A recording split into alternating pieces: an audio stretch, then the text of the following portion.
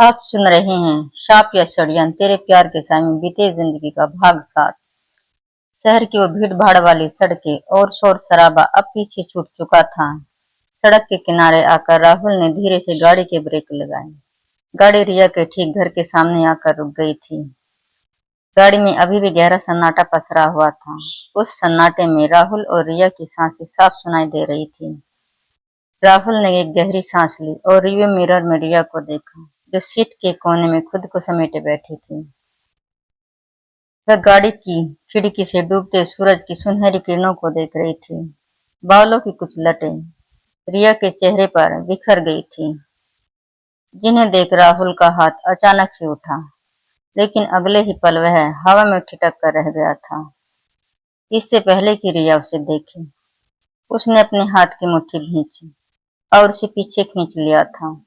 वह एक पल रुका, फिर सिर झुकाते हुए बोला, घर आ गया है। राहुल का स्वर धीमा था, लेकिन गहरा था। उसकी आवाज सुनकर रिया ऐसे चौंकी, जैसे नींद से जाग गई हो। वह कुछ पल रुकी, उसने अपने चेहरे पर पड़ी बालों की लटों को कान के पीछे किया और धीरे से बोली, घर आ गया? आ गया। अब की बार राहुल के स्वर में अजीब सा ठहराव था। वह जरा भी बनावटी नहीं था, उसमें अपनेपन की एक अलग ही गर्माहट थी। शायद यही वो एहसास था जो बिना कुछ कहे भी उन दोनों को एक दूसरे से बांध रहा था। रिया चुपचाप सीट से उठी, उसने अपनी साड़ी का पल्लू संभाला, धीरे से दरवाजा खोला और गाड़ी से बाहर निकल गई थी। उसने तिरछी नजर से राहुल को देखा। उसके हाथ अभी भी स्टीयरिंग पर मजबूती से टिके हुए थे। चेहरा गंभीर था, लेकिन आंखों में जो रिया के लिए परवाह थी, वह छुपाए नहीं छुप रही थी। भले ही राहुल ने अपने चेहरे पर एक कठोरता ओढ़ रखी थी, मानो उसे रिया की जरा भी परवाह न हो, लेकिन उसका भोलापन तो बिना दस्तक दिए ही उसके दिल में उतरने लगा था। रिया उसके लिए क्या बन चुकी थी, ये तो राहुल भी नहीं जानता था। यह उसके जीवन का वह पल था जहां उसे अपनी ही भावनाओं को समझना मुश्किल हो रहा था। उधर रिया, वह तो अपनी भावनाओं से पूरी तरह अनजान थी। रिया गाड़ी से उतरी और धीरे से घूमकर राहुल की खिड़की के पास आकर रुक गई थी। उसने साड़ी के पल्लू के एक छोर को अपनी उंगलियों में लपेटते हुए राहुल की ओर देखा, जिसका माथा अभी भी हल्का सा तना हुआ था। कहीं हमसे गुस्सा तो नहीं है? वह धीरे से फुसफुसाई और दबे स्वर में बोली, घर जाने से पहले डॉक्टर से इंजेक्शन लगवा लेना। उसकी आवाज बहुत धीमी थी, पर उसमें राहुल के लिए जो चिंता थी वह साफ छलक रही थी।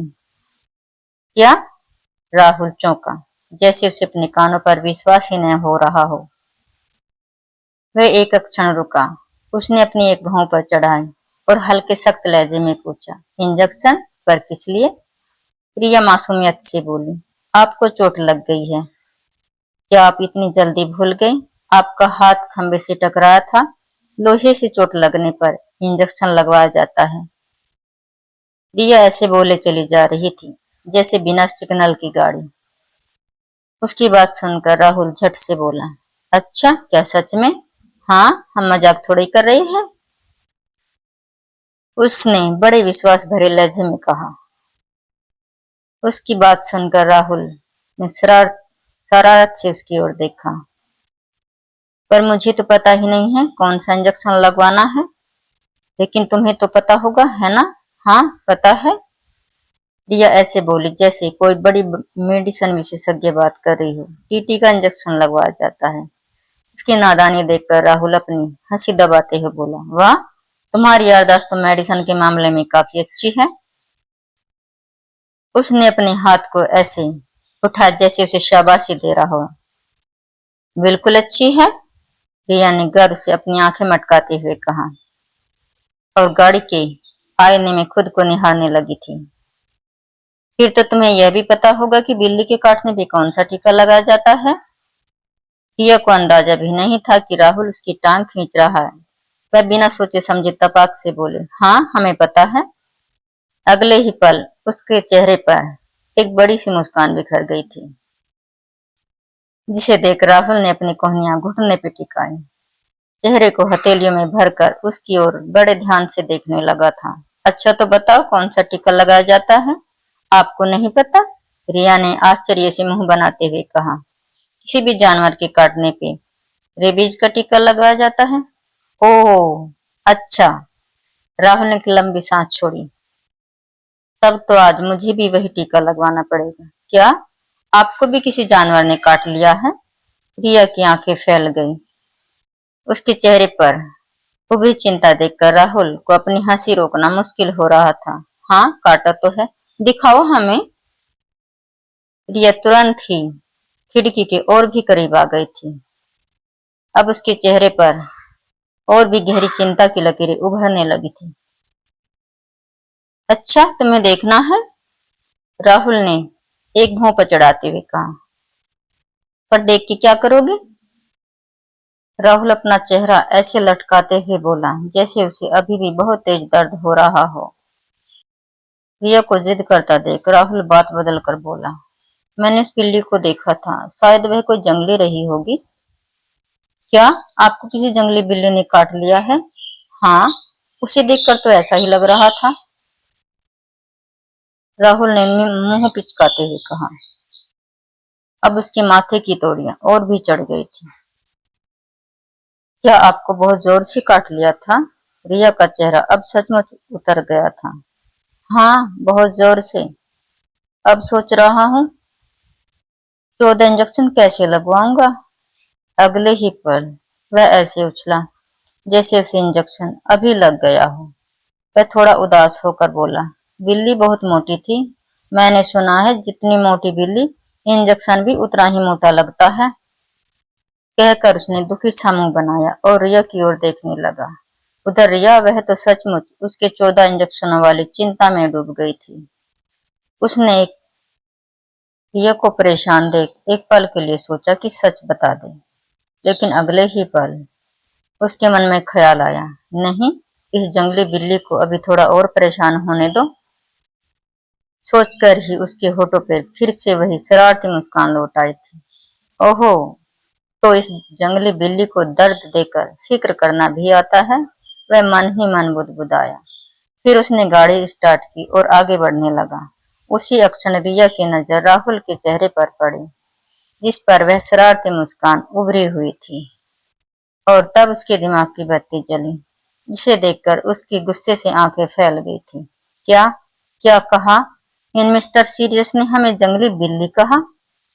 गुस्से में उसके शब्द तक लड़खड़ाने लगे थे। क्या ये अब तक हमारा बुद्धू बना रहे थे? अचानक ही उसकी आंखों के सामने वह पल घूम गया जब उसने राहुल को बहुत जोर से काट लिया था। लेकिन अगले ही पल उसका चेहरा गुस्से से टमाटर की तरह लाल हो गया था। वह चिढ़कर बोली, पर इन्होंने ही तो हमारा हाथ इतने जोर से खींचा था, इसलिए तो हमें गुस्सा आ गया था। उसने पैर पटकते हुए कहा, क्या जरूरत थी हमारा हाथ इतनी जोर से खींचने की?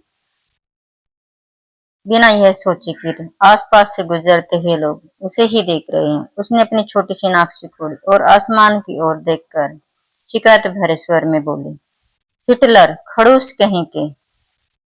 वहीं खड़े खड़े उसने राहुल को न जाने कितनी उपाधियों से नवाज दिया था। उधर अमर अब रियो को लेकर पूरी तरह बेफिक्र था। उसे विश्वास हो चुका था कि राहुल के साथ वह बिल्कुल सुरक्षित होगी। यही कारण था कि वह इस वक्त हैकर रॉकी के साथ मिलकर अपनी चाल सफल होने का जश्न मना रहा था। वह कल्याणी ग्रुप ऑफ कंपनीज के मुख्य गेट से कुछ दूरी पर सड़क किनारे खड़ी अपनी एसयूवी में बैठा था। उसकी निगाहें लगातार कंपनी के गेट पर टिकी हुई थी, मानो किसी शिकार के बाहर आने का इंतजार कर रही हो। उसने अपनी तसल्ली के लिए टाकी की ओर देखा। काम में कोई चूक तो नहीं हुई? उसकी आवाज धीमी थी, लेकिन उसमें छुपी हुई चेतावनी को महसूस किया जा सकता था। रॉकी मुस्कुराया। वह थोड़ा अमर के करीब आकर उसके कान के पास फुसफुसाया, सर, चिंता करना आपका काम है और इंतजाम करना मेरा। मैंने उस ईशिता के बड़े घर जाने का ऐसा बंदोबस्त किया है कि उसे समझ ही नहीं आएगा कि उसके पैरों तले जमीन कब खिसक गई। बस कुछ ही देर में आपको मिस इशिता यहाँ से मुसीबत की ओर जाते दिखाई देगी। अमर के होठों पे धीमी मुस्कान तैर गई थी। मुझे तुमसे यही उम्मीद थी। उसने डैशबोर्ड खोला और नोटों की कई गड्डियां निकालकर रॉकी की ओर बढ़ा दी। रॉकी की आंखें चमक उठी। उसने गड्डियां हाथ में ली, उन्हें सूंघा और आंखें बंद कर ली। वाह सर, वह ललचाई मुस्कान के साथ बोला, दुनिया में अगर मुझे किसी चीज से सबसे ज्यादा प्यार है तो वे यही है, इन नोटों की खुशबू। ये आदमी को सारे उसूल भुला देती है। अमर हल्का सा मुस्कुराया। मैं जानता हूँ, इसलिए तो तुम्हें चुना था। जो आदमी पैसे के लिए अपनी आत्मा बेच सकता है वह किसी और को बेचने में भी देर नहीं लगाता। उसने कंपनी के गेट की ओर देखा। उसकी आंखों में एक खतरनाक ठंडकपन उतर आया था। रिया मेरी इकलौती बेटी है। उसकी खुशियों के लिए मैं किसी को भी रास्ते से हटा सकता हूँ, चाहे वो इशिता हो या कोई और। मतलब आप ये सब अपनी बेटी के लिए कर रहे हैं? रॉकी ने आश्चर्य से अमर की ओर देखा। हाँ। अमर के चेहरे पर एक शैतानी मुस्कान फैल गई थी। शतरंज में कोई मोहरा असली निशाना नहीं होता, पर मेरा मकसद अभी वजीर को कंट्रोल करना है। सर, मैं अच्छे से समझ गया कि आपका इशारा किस तरफ है। कुछ क्षणों तक कार के भीतर सन्नाटा छाया रहा। अमर ने घड़ी की ओर देखा और दबे स्वर में बोला, अब तक खेल शुरू हो चुका होगा। उसके होठों पे एक ऐसी मुस्कान थी जिसे देखकर किसी के भी रोंगटे खड़े हो जाए।